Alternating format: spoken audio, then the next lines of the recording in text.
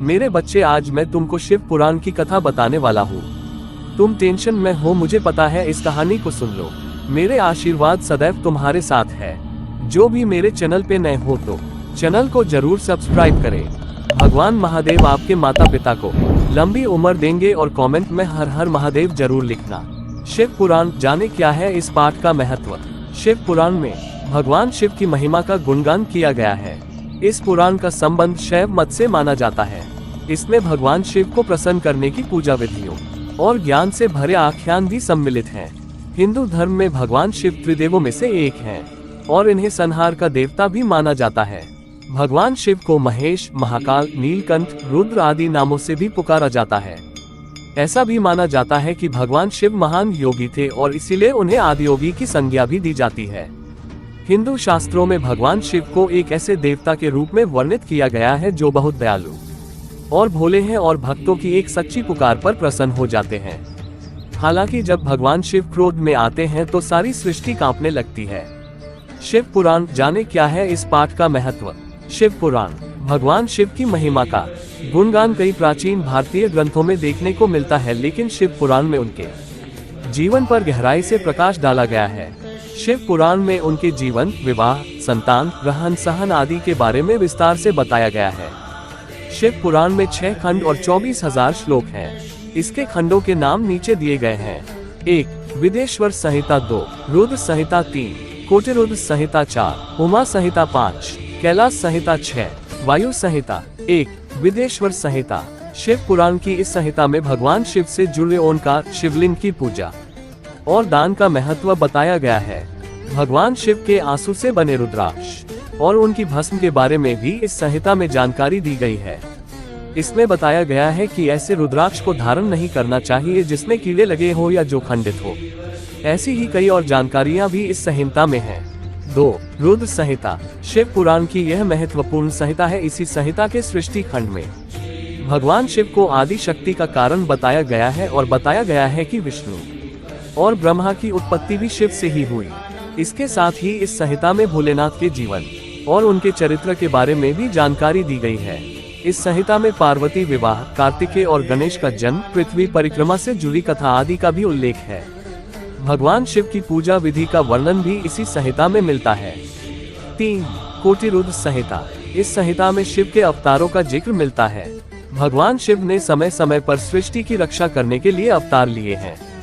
उनके मुख्य अवतारों में है हनुमान जी, ऋषभदेव और श्वेतमुख। इस संहिता में भगवान शिव की 8 मूर्तियों का उल्लेख भी है। इन मूर्तियों में भूमि, पवन, क्षेत्रज, जल, अग्नि, सूर्य और चंद्र को अधिष्ठित माना जाता है।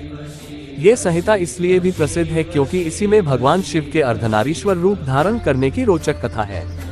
4. उमा संहिता। इस संहिता में मां पार्वती के चरित्र के बारे में उल्लेख मिलता है। ऐसा माना जाता है कि माता पार्वती भगवान शिव का आंशिक रूप है। इसके साथ ही इस संहिता में दान, तप के महत्व को वर्णित किया गया है। इस पुराण में पाप के प्रकार और उनसे मिलने वाले नरकों की जानकारी भी दी गई है। आप पाप कर्म करने के बाद कैसे उसका प्रायश्चित कर सकते हैं, इसका उल्लेख भी इस संहिता में मिलता है। 5. कैलाश संहिता। कैलाश संहिता में भगवान शिव की पूजा करने की संपूर्ण विधि मिलती है। इसके साथ ही योग के बारे में भी इसमें विस्तार से बताया गया है। इसके साथ ही शब्द ब्रह्मा कहे जाने वाले ओंकार के महत्व की भी इस संहिता में विस्तार से चर्चा है। इसी संहिता में गायत्री जप के महत्व पर भी प्रकाश डाला गया है। 6. वायु संहिता। वायु संहिता 2 भागों में विभाजित है, पूर्व और उत्तर। इस संहिता में शिव ध्यान की विस्तार से चर्चा की गई है। साथ ही योग और मोक्ष प्राप्त करने के लिए भगवान शिव की प्रधानता की भी इस संहिता में उल्लेख मिलता है। भगवान महादेव के सगुण और निर्गुण रूप का भी इस संहिता में उल्लेख है। राजयोग रिपोर्ट से जाने कब शुरू होगा आपके जीवन का सुनहरा समय। शिव पुराण पढ़ने के लाभ। भगवान शिव को भोलेनाथ भी कहा जाता है और उनकी कृपा मात्र से भक्तों के कई कष्टों का निवारण हो जाता है। ऐसे में आज हम आपको बताएंगे कि शिव भगवान की महिमा से भरे शिव पुराण को पढ़ने से भक्तों को क्या लाभ प्राप्त होते हैं। शिव पुराण का पाठ करने से व्यक्ति को भय से मुक्ति मिलती है। इस पुराण का पाठ करने से व्यक्ति को भोग और मोक्ष दोनों की ही प्राप्ति होती है। यदि आप अपने पापों से छुटकारा पाना चाहते हैं तो शिव पुराण का पाठ सबसे ज्यादा लाभकारी है। सावन के महीने में शिव पुराण का पाठ करने से जीवन के सब दुखों से मुक्ति मिलती है। शिव पुराण का पाठ करने से इंसान को मृत्यु का भय नहीं सताता और मृत्यु के बाद ऐसे व्यक्ति को शिव के गण लेने आते हैं।